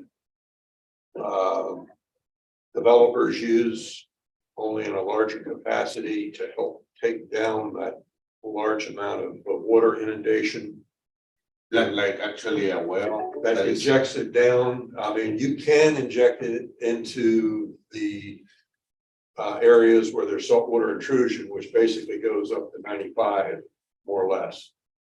And those strategic locations could be helping a lot, where you could use your other portable trucks and other pumps in other areas to help do that. But that would be an efficient way of handling it in an area where you could do that, and the water in itself seeks the lowest area. And We haven't really explored that because drilling wells for the purpose of a drainage system or some sort of temporary, like a dewatering type of process has a totally different permitting mechanism than an actual surface water management, which if we're going to drill a permanent well that we may only use during emergencies, but it's still viewed as a surface water management device, we would have to go through a fair amount of engineering and permitting for that. Not to say that it's not something that's on the table as a possibility. For some of the neighborhoods that we had the biggest effect in this most recent storm, we are looking into doing some temporary measures while we ramp up our water master plan projects in those neighborhoods over the next 5+ years. So say install, various different drainage structures and low points of the neighborhood just purely for the purpose of having a sump at a low point where water can go to, and then we can deploy a pump out there right away. And we're mapping out, like I said before, That's the Melrose. Melrose is one of them, where we're planning on having that set up, fairly quick, easy and cheap for us to install. And then we map it out, 3 to 4 pumps back to back, and we'll be able to outflow to, I believe it was the county system. But if we have another rainstorm like we did, we're gonna have a lot quicker approval from them to do those emergency. just a thought, I know it sounds, it's but the developers do that. They're not viable when you're that low. You have to have a certain amount of head pressure. So you have The to pressure bring is it the biggest Yeah, problem. well, so you go down 140 feet or something like down. that. It's the head pressure. It's not depth. Oh, You have to have a certain amount of height over top of the water table before it'll actually have enough head pressure to push down into the well. You don't have to have a pump system to do that. Right, you would have Yeah, to pump it, these- which is a whole nother animal. And often these little 8-inch pumps, 6-inch pumps, No, or they're not. crash pumps, they don't have that kind of pressure head. Mhm. Okay, that's an engineering thing. Yes, Wow. sir. That's the engineering voice. The first senator did a whole push part of it. It's surprising that it wasn't pre-agreed that we're gonna use. If we get that used, we're gonna put it in your canals. If you get that used. Themselves, right? Well- That was surprising. That was. But that whole system isn't that robust anyway. The whole storm drainage system. South Florida. That was built when you were young. Last century, really, maybe closer to the. Okay, Well, so, that, it sounds like it's not funny, that was stunning. But just some kind of creative, something that. Boston had something. done. They dug 3 empty tunnels out in the bay. Yeah. That are void of anything until it rains too much. Then they fill that up. There are opportunities to do micro tunneling and have it purely for storage. That is a possibility. It's also, it would eat our entire stormwater mess. yes, To so, do one. And that, well, Jake, was there, did anybody capture the satellite pictures? The one thing that this storm did, was we know exactly where the water's gonna go. mm, Next time it rains, putting aside low line area. And you know, even in Fort Lauderdale, like Rio Vista, it didn't rain as hard there as it rained around Broward. And it's right there, but they didn't get that much water. So in another storm, it can be the opposite, you know, so. It's a very focused intensity Right. and a very small radius, which was good for the rest of the city, but really bad for the 6 to 8 neighborhoods. but the lessons go across, because it could have happened someplace else. So this idea that we're decided that the pumps, the portable pumps are more good Yeah. than they the can do trucks. more volume. And as long as there's a sump area where we can stick the pump in and a it was the pre-approved output. Now, Yep. have we learned the lesson that from now on, we're gonna have pre-approved interlocal agreements with these other agencies that say, you know, in the event of an emergency, we can pump into your system? We're in talks with South Florida as well as Broward County, as well as Tamarack and some of the other cities that affect us over Lauderdale. The problem is, if it's not a localized storm that's hanging out only over downtown Fort Lauderdale, Mhm. getting the ability to pump into a county system, DOT system, or another certain city system, which we did have that problem first couple of days. Right, Post-storm, they want to pump the stuff out of theirs into their own permitted canals or their own permitted drainage systems. Because they're having similar problems as we are, where they need to flow water out. So they have no capacity to take on more flow from us until they pump their systems down. no, but I mean, the interlocal agreement can say that, hey, guys, we have prearranged that Yes. when you're finished, Yes, we can go there, and so we don't have to ask anybody's permission, or we don't have to, you know, have 3 meetings to figure it out. We said, we're going here, once they're finished. And same thing with the permitting agencies, because I remember the discussion was, the guy showed, the inspector, the environmental inspector showed up and said, you can't do this because it's dirty water. Well, we have to have a prearranged agreement with the environmental people that in an emergency, we're gonna be pumping dirty water.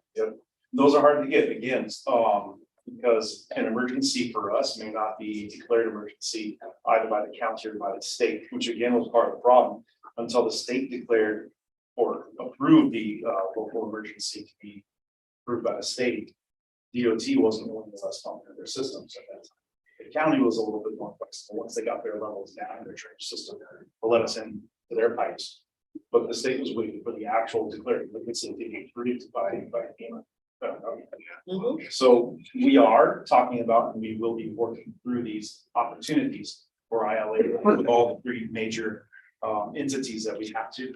But I'm not gonna hold my breath that anything's going to happen anytime soon, let alone possibly ever, especially when it comes to the state. Mhm. What happened? The other thing that happened is every sewer in the city back then. I and Iowa must have went back. Yeah, it was over And 100 million gallons at the Livermore plant, and a lot of that, was coming through the old vitrified and broken clay pipe that still hasn't been, fixed. And we had the situation for about 3 or 4 or 5 days. Yeah. Yep. It took a while. but we had to discharge into the intercoastal. We did, And once you're discharging into the coastal, why do you still have a problem?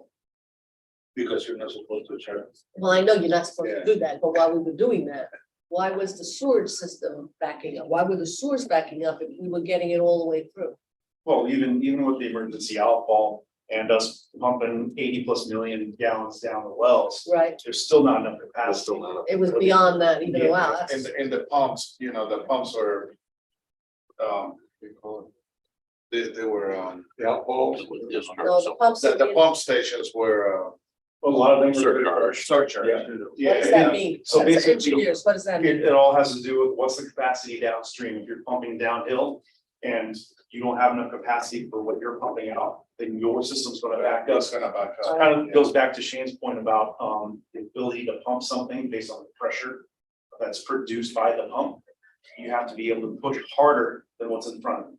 And Yeah. all of our pump stations back here trying to push all the way down there, it's everything's surcharged back. And there's virtually nothing you can do about that. You're not gonna Shut the change pumps all the off. pumps. But then for sure you're never gonna, See, no, because then it doesn't volcano on the other side. It's counterintuitive. Right? And the more you pump. If I'm pushing it at you and you're not taking it, if I'm not pushing it, it just builds up and it stops. And the volume There's goes up, certain the pressure volume goes limit, down. but yeah. So- yeah, but then if it stops, Jerry, it's gonna come out of somebody's toilet. No, no No? more than it would. Because all this water is laying on top of it yet. There was no place for the water to go. Right, but the sewage, But if you keep pumping the pump during that, somebody's you're gonna. forcing it. To come up. But if you're not pushing it through, it's still coming up on somebody's toilet. Well, so long story short, you'd have to model the pressures of what the pumps downstream can handle versus what's pumping upstream. And as long as the pumps downstream are stronger than the one above it, and above it, and above it, and above it, then yeah, you could flow with minimal backup into most properties, but there will be overflow some. Somebody, And that's what you say coming out of the manholes. yeah, Edgewater was awful, that's awful. All right, so Okay. let's quickly continue. The next one is stormwater operations are not staffed for 24/7 operations. We went through. They were so busy, they were working, some of them 16, 18 hours a day. We had to bring people from other departments to help them out, inspectors. So we know that that's an area that we need to improve on, and you just gotta get more people to be able to go through this type of situation. The staff is not enough to take care of a situation like that, or the operations for the stormwater. And there's also supplementing operational staff with office staff. We are all deemed essential employees. However, there are employee contracts for various unions, as well as different job titles, job positions that getting a little bit too into the weeds here, but that do make it more difficult for us to call in to service certain folks to help assist. And then don't forget operations versus people just helping. Mm, There's two different animals, because in order to operate a vac truck, you have to have certain license certifications. If you're just going out and popping manhole lids and doing inspections, clearly most people do that. So to Omar's point, in order to do it full 24/7 in an event like this, which was an extended, frankly, week-long event that we were doing, we just don't have the staffing to have that level of service. but you can't pull those, you can't have a staff level to deal with a 1 week, a year situation. What are you gonna do? And on top of that, when staff was needed 24/7, most of those folks wasn't going to work anyway. That's why we had to bring people from other departments that can do supplemental tasks, like Chris said, they might not be able to operate a back truck, but they might be able to organize, third parties back trucks that can come and help, things like that. Mhm. All right. So, keep going. So the next one is we talked about this already, and the impact of canal levels and groundwater levels and drainage capacity and underwater operations. So that's when the canals were full and we didn't have access to it. That's something that we need to really, work on. And like Chris said, talking to the municipalities to see if we can get. And that goes to the next point, which is the ILAs with Broward County, Lauderhill, and other adjacent communities, to operate and maintain the system. Right, I guess the overall thing we would say is that we can't look at our system independent of No, the. especially not when it comes to the county stormwater. systems. Yeah. Again, everything comes from the wet, well, not everything, most everything comes from the west of the So when it comes to the capacity of the rivers and canals and drainage systems, especially where we have, tie-in systems with other entities like the DOT or the county or South Florida.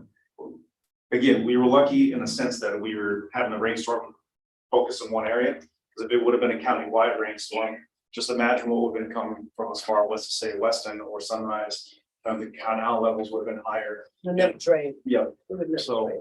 that's one of the things that we need to continue. We're always working on these targets, especially with South Florida with the canal levels, but it's something that we just recognize here as a bullet. We do actively, and we will continue to be actively working these arrangements out as best we can. And the next one is pretty much Same thing. same thing. Mhm. And the use of emergency contracts to augment factor pump trucks, that's a huge one. And because we gotta get as many back trucks as possible. I saw in the budget that we're buying one more truck.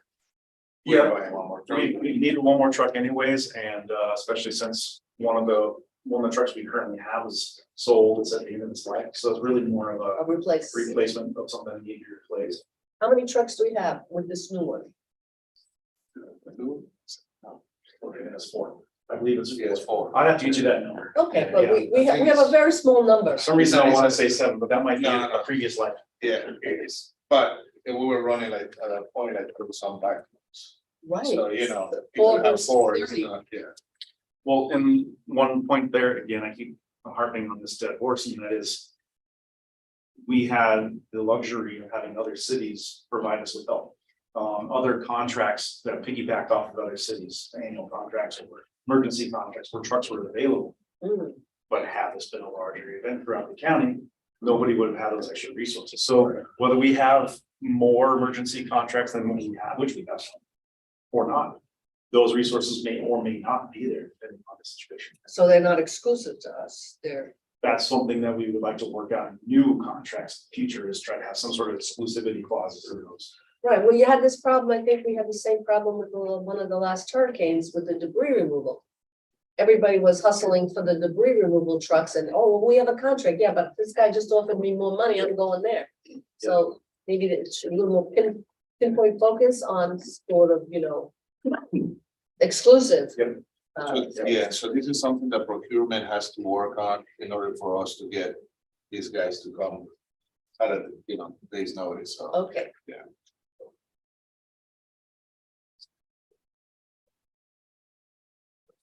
We have area commanders and pub masters to manage operations in each neighborhood. That was very important.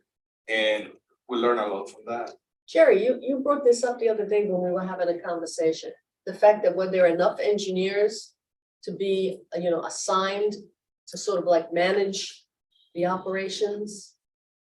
Were these people engineers or was this just somebody who's in charge? I mean, we were all at the EOC during the whole time. Mhm. I mean, not 24 hours, but. The majority of the people that we did have, especially the first 3-4 days of the response, that were acting as area commanders, for lack of better terms, to go out and tell pump trucks where to go, or to be reporting back to the folks at the EOC, what the conditions are as we're pumping out or as we're discovering more floods. They are part of our engineering staff.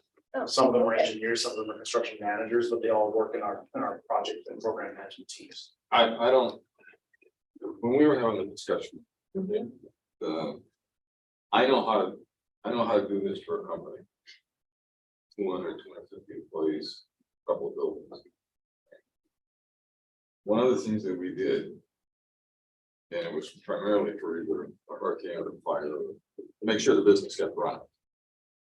Everybody in all of the knowledge workers. So putting aside for a moment the people that worked on the factory floor, but some of them were involved as well.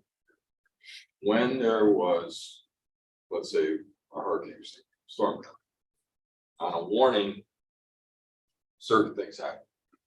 And on a watch, a different thing happened. On a watch, everybody got a new job. Hmm. Okay, my job, everybody in the organization got a new role because the watch was in place. And they Austria had job description. When I threw this, I was in charge of throwing the switch and said, we're now in hurricane circumstance. Somebody took over the generators for the plant. Somebody made sure that they sent all the production workers home to take care of it. Batten down your hatches, go away. Go take care of your stuff, because if your head isn't on your stuff, it sure as hell ain't gonna be. Take care of that. But it was similar to Harvardville. Everybody had a second job. And they were relieved of their responsibilities on their first job when you threw that switch. And that's actually similar to how we operate, you know, following the FEMA National Incident Response protocols, when, especially when the EOC is activated for an emergency. Various folks have different roles. I'm not putting together commission agenda memos. I'm not doing most of my daily work during the actual emergency. I'm actually dealing with mapping out where's the flooding, what are we gonna do about that flooding, actively working on whatever it is that I haven't been assigned. By the way, I just wanted to jump back real quick because Nancy's this. We do have 4 pump trucks for stormwater operations. Yep. And she wanted to point out that our degree, good news, our degree contract actually pays more than most other local contracts. So we tend to get pretty good priority when it comes to pickup. Good. And in addition to the engineers and construction manager that we had doing a lot of the running around, a lot of the on-site direction of the other pump truck companies that were coming in were also our stormwater operations folks. So while they may not be engineers, they know how our systems work. Okay. Yeah, so it was a combination of, you know, engineers and operators and people on the field that, like you say, know the system better than some of the. So we do follow a protocol. It's the OEC. whose So protocol is EOC is Emergency Operations Center or Command. Long story short, there is when we do activate some sort of an emergency protocol in our city. Usually we have a handful of folks, usually us, that are right over here at the fire station, which is where our city EOC stage. Mhm. And then that's where we're dealing with having contact with either the county EOC or other agencies that can help provide supplies and materials and equipment and people. And then also directing our folks as well as centralized location for information to come in for us to disseminate to the management teams of fire and police and the manager himself and so forth. Yeah, all the departments, How do you right? keep communication with each other? For the most part, typically cell phone, as long as those systems are working. Obviously, the police, fire, and a lot of our ops folks have radios. So, and those are typically more reliable than cell. But for the most part, in all the years I've been around, there's only been one time that cell service hasn't worked. Now, oftentimes the calls don't work, but text messages do. So we usually do text message, phone call, or email. And we haven't really had any issues with those methodologies. We were fortunate enough, we went out with satellite. We made progress. We actually have 4 Starlinks, by the way, that we will be ready to deploy, I think, by the time the next emergency happens. So we got some Starlinks we can put around portably. Okay, let's keep going. Okay, the next one is implement a tracking system on the equipment, on the vector probes, and that's something that we can do in the future because we had so many trucks going in and out, pumping systems, that, you know, if we knew how many were coming in, how many were going out, we had to call people, and this would help, you know, to know where everything is. So it's really important to do in the next one. And we had ideas, something as rudimentary as we just go out and buy a bunch of Apple AirTags. Yeah. And then when we have these folks come in, we have them meet at a centralized location. Here's your AirTag, now we know where to track you. And then we can easily keep in touch with you and know where you are at any time to make sure that everybody's moving to where they're supposed to be. Low tech, I like that. So you have like contractors maybe in Miami or Palm Beach or something, if an area is hit with a unique storm, you have other resources that you could contract with for emergency purposes to come in and help out. Yep, so the way it usually works is, number one, we have relationships with a lot of the operators of all the different cities that surround us. Whether it be through the fact that they're right around us, we all know each other, or professional contacts we've had over the years in the counties. There's also, again, when we activate the EOC, we are connected with the county's emergency management team too, whether they're an emergency or not. And they have contracts and contacts as well. So by having that ability to fan out and spread our tentacles in different pots, that's usually, and then we start getting people calling us when they hear what's going on. Our phones are ringing off the hook just as much as we're making theirs, actually. Yeah, they all want the job. What? It's like tow truck operators. I'm here, I'm ready. Yeah. Okay, keep going, guys. The next one, use of drones and helicopters for rapid assessments, that would be very helpful. You know, we do have a drone and we could use that in the future. Helicopters, I'm not sure. We have any, but you know, I guess police does. They can Well, help so us. Rufus was able to hook us up with somebody around here at FXC, the mayor and manager. Okay. As well as I think the president's infrastructure. Head, and they were able to fly over the entire city. Wasn't really for assessment per se, But I mean, I'm sure the cops have a fleet of drones. Don't the police have a fleet of drones? Why couldn't we use there? They have, but Maybe we should check. we do have one drone, I know. Well, maybe we should get a couple more drones and they're cheap. They have them, put them in a warehouse someplace and when you need them, they're there. Okay, So that's part of the lessons learned that we need to improve on that. The next one is more frequent debris clearing of stormwater systems to aid in water flow. And there were a lot of debris that needed to be clear, like on the canals. Some of where is it, Melrose? Some Melrose, but we have all those ditches where water where goes. we have the really large drainage. Yeah. Yeah. That needs to be cleared out quickly. I thought Nancy said that ditch had That been was not actually cleared. That one was recently cleared and the it was problem- operating, honestly, it was operating as well as. I know, but there was debris that went in there with the flood. Yeah. Yeah. It did get. Yeah, it got a lot of wood and. Well, now, even a chunk after of the road. flood, now we have to go clean it again. Right. Somebody's gotta Yeah. go, but at the time, it At was the time, clear. it's. And the problem was the outfall in Lauder Hill, the sluice gate. Yeah, the sluice gate in Lauderhill was one of our biggest problems. Right. Trying to open that up. So who's now in charge of going and cleaning out that drainage ditch, which is now full of stuff? Is that us or Yeah, Lauder Hill? our stormwater operations team. It's gonna go out and clear out that ditch, because it's hurricane season. Yeah. Now, They've already been actively, everything that's been impacted by the storm, if they haven't already addressed it, it's next on their list immediately. Mhm. They really addressed pretty much everything that's been impacted directly. I got this question last night at a community meeting about people being concerned about the storm drains not being cleaned out on a regular basis. And if I remember, Nancy told us that there is a schedule. There's a schedule of cleaning the basins on a sort of a, is there any way people could access that information? To know that, next month your area is gonna have storm drains cleaned? I know they have a schedule and that can probably be provided to different neighborhoods, it's even theirs is gonna be. Nancy, if you're watching, could I get a copy of that schedule or a link to where it's available? Because that's very important to people, and it's such a small thing, and it's not the major big things.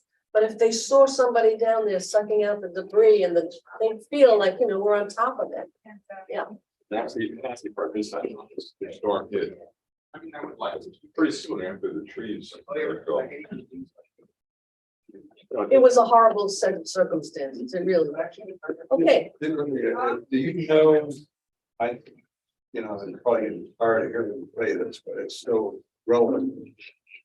The problem is the storm drains that are not exfiltration type, but rather they're just simply holding tanks in Imperial Point.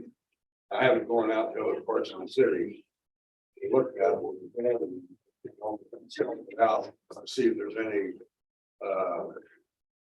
piping, slotted piping so that we operate as an exfiltration type. Of course, if we have a storm like we had on April 12th, water gets up there and it's dead, literally and figuratively dead in the water because it can't exfiltrate out. But I know there's been a lot of flooding problems with heavy short-term rains. Where the water fills up, well, it's already filled up in the storm drainage structure, and then it just ponds there. And it just seems that it would be not too much to pour. We talked about this before. Pouring in and putting in a potted pipe with the rock and water on it, so that it has a way of getting out and dissipating, so to reduce that well. Certainly this the Carroll Point wasn't a concern, it was concerned down where the heavy corn was, but if we'd have got that. We would have been, swimming. Like the rest of the.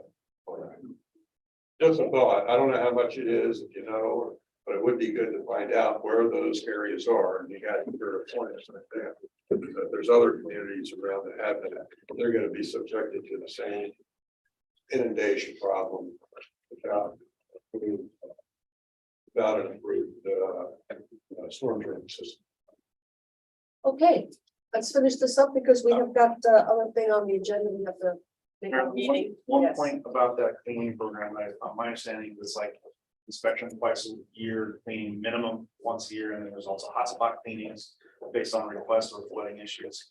I don't believe it is in a rated fashion where you'll have a schedule saying January 1st through 15th is going to be in We this do real good zone stuff. and in this zone, this zone. So you may be able to request at a specific time, hey, who's next? But I don't think providing an outlook of a month or 2 or 3 or a year. Whatever the process is, okay? Let's write it down. So, you telling me, and that sounds quite reasonable to me, but when people are screaming that you need to see them cleaning it right, I said, well, here's the deal. That's that, and if you have an immediate problem, call so-and-so, and they'll come and look at it. And that's It's what. really a question of getting that information out there. And the 828-8000 number, the Q alerts that are created, that's our internal software. Mhm. From that, they do get responded to a lot more quickly than most people who need it. So when you say immediate, we always request that somebody gets it into our customer service team first. So there is that tracking record, because that's ultimately, if you come back later and say this is never clean, we're able to say, yes, it was. Because we'll have those records. It's all a question of education, letting people get into the habit of doing that. Okay, can we wrap this up because we have another item on the agenda? The next one is the integration of fuel already, EIS mapping and record teams for situational awareness. Is that the managers? The managers. Yeah, because they have team managers. Yeah. Whatever they are called out, the ones out in the field. Right, Are trying to determine what needs to be done, where people should go. yeah, but it's an integration of Q alert, so, having to have it, you can explain the Q alert process. So I think the main point of this bullet really is more the GIS mapping and the ability for people to see out in the field as well in the office. There's a lot of tools out there, old, quite frankly, Survey 123, and the other one that Esri makes. These are tools that can be used quite quickly and easily, where you can see where person number 1, person number 2 have been and where they're going. So we're working on trying to get our Q alert system, which is a map-based concern and tracker, along with the GIS mapping of these tools, Survey 123 and workforce. Where we can have one tool that shows all these dots in red and green, oversimplification here, to show where the complaints are, red, and where they've been addressed, green, and then usually you can click on them and find out who did what. So we're working on trying to have simple tools that we can put together quickly that will work best for both the field and the schools. Jerry? Okay, and Yeah, keep going. the last one is bulk removal and the risk management schedule immediately following on water operations, so that's the key there too, and we did that. We probably would needed more help on that, but and that's the last one. When you say you needed to work on that, did you need another truck? Did you need more people? What? All the above, because a lot of that is street sweeping, getting the muck and, well, first of all, bobcats getting the heavy muck off the streets, and then what's been clogged up into the swales that no longer drain, because the organic mucks don't drain very well. So you gotta recut a lot of your swales, so that's equipment, that's people, that's time. But really, I would say the initial muck removal, the first push, if you will, using emergency terms, is getting those little bobcats or other heavy duty sweepers on those streets to get that first layer of muck off the roads right away. Because no matter how much we clean our drainage systems immediately following a storm like this, all that muck and debris gets right back in the system, Okay, just makes it worse. so does this mean we need to have a budget line for some more bobcats, and what does it mean? It's probably, I would say it could be a combination of more equipment internally, but also modifying our emergency storm response contracts to include stuff like that, because I would say, and I can't speak 100%, but we don't really have that muck removal from streets, the heavy street sweeping and dirt and mud removal as part of our emergency contracts. Well, then we should add that. And while we might for hurricane purposes, that usually requires pre-staging and preparation. Okay, cool. All right, well, this, I think this is wonderful. I would like to, I don't know about you all, but I think I would like to make this information, even with a more description, available online or at public meetings, so that everybody says, oh, they didn't do a good job. Oh, yes, they did a good job. Come on, look at these are all the things they did. Because people are like that. Yeah, and again, we should state for the record, yet again, whoever is taking minutes, that, we compliment the staff on the work they did under extraordinary circumstances. And we're also complimenting the staff on the post-evaluation and a discussion about lessons learned. And what most people don't remember is that we had the main storm, then we were making a lot of progress, then it rained. I know. Yeah, that was another challenge. Yeah. Okay, yes, Anyway. Jerry. And two minor points. That somehow should get filtered into the lesson plan. Okay, From what I understood, and this has to do with the weather, the National Weather Service and all of it. That front stall. They knew what that weather pattern looked like. That happened. I mean, you had to, I don't know if you guys had the video going on your phone, but it looked like the video wasn't going. That yellow spot was over the top of my house. That when they see those conditions again, that they should alert wherever it is that those kind of conditions. What happened was, come down the ocean, there was a front down here that they couldn't solve. Right, and that should be part of the information flow.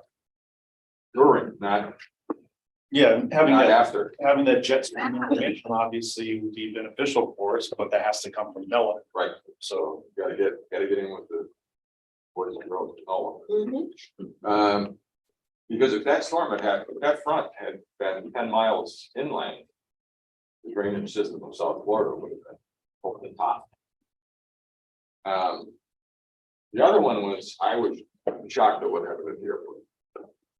Even with this Interesting. amount of water, mhm. and I realize that's a county domain. But what's gonna happen with the airport? The airport was, what, up to 3 days? 4 days, or it's filled up like a bathtub. and then again, a couple weeks later, they had a few hours where they had to shut down and cancel flights too. And why was the airport, I mean, what's the problem with the airport? I didn't realize, well, first of all, The runways flooded Yeah, originally. and arrivals is underground. I didn't realize how the extent of that. The first thing that happened is the airport closed because you couldn't get in or out before the runways flooded. You couldn't get in and out of the airport. I didn't realize how bad it was until I drove down a couple days later. You know, when the leaves, whenever there's a puddle, you could tell how high the puddle went where the leaves stopped. On the South Road on Griffin, south of the airport, where the park is. Those leaves were up at eye level. And so the departures had to be terribly flooded, the runways were flooded. You couldn't access the place, other than that, it's ready to go. so where did they eventually end up pumping it out to? I think that just drained.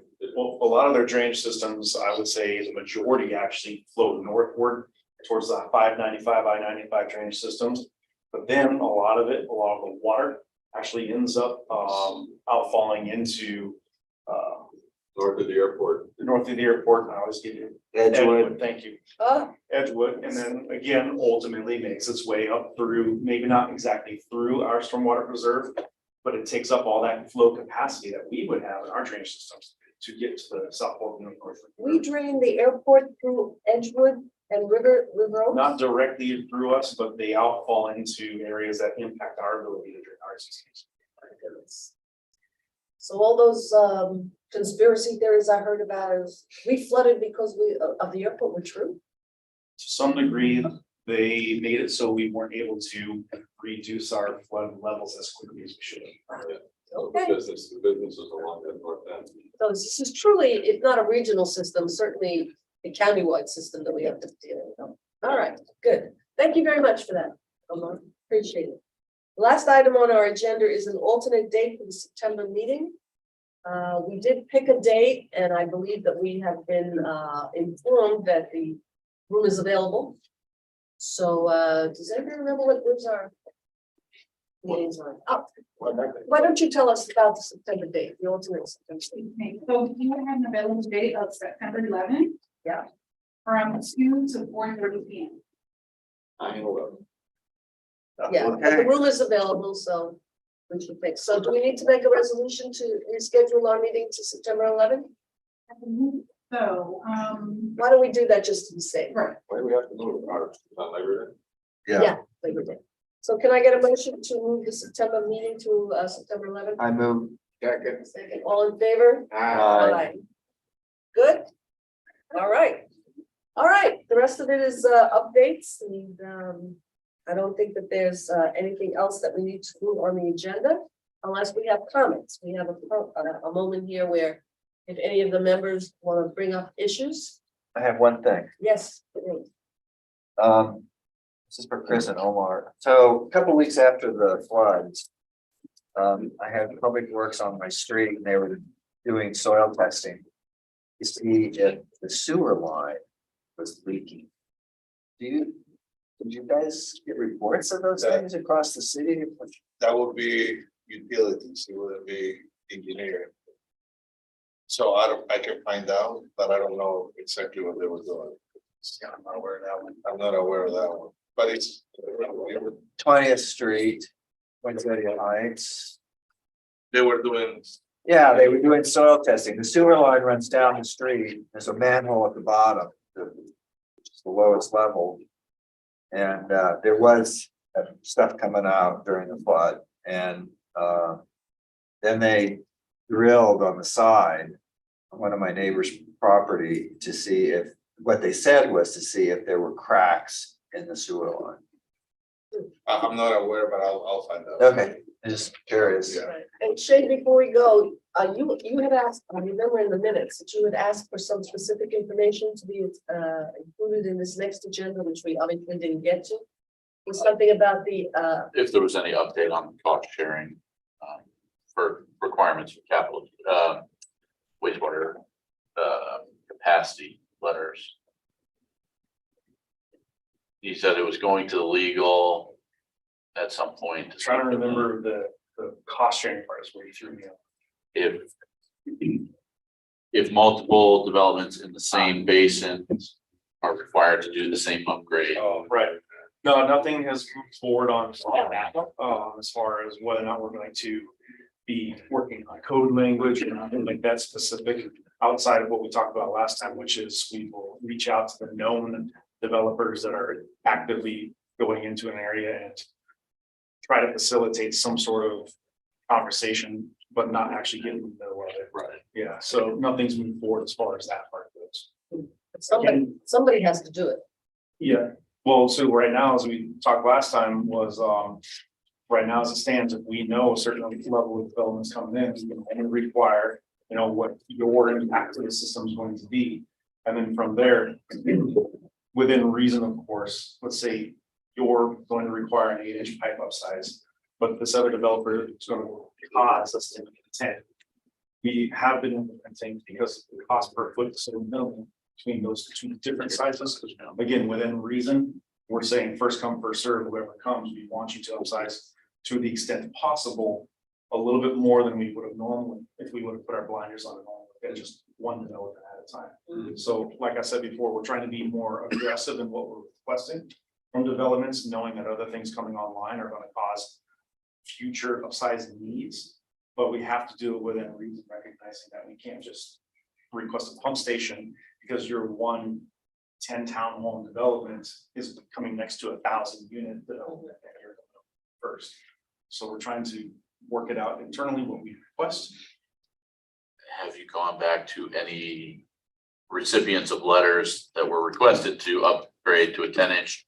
And then never had to go back in, and another development has come after them, and which has bumped it up to that 12. How does that first development know that they really, in reality, should upgrade to a 12-inch if they're gonna do the work? Usually all that's been happening is that whoever comes, when you come in for permits, Yeah. even after you've gone through your DRCs and whatever other boards you have to get approval from, when you come in for permit, we do reanalyze the capacity, availability as well as needs. And at that time, if we find that the 8 is now needs to be a 10 or 12 or whatever, we will make those edits in our request at the time of permitting. What, Other than that, did that second person that come aboard, and what do they pay? these scenarios have a lot of things I can't really. Yeah, so the fees that are collected for the expansion fees can be used towards that improvement. So that second person wouldn't have to do any improvement, all those fees would go to the city. That's a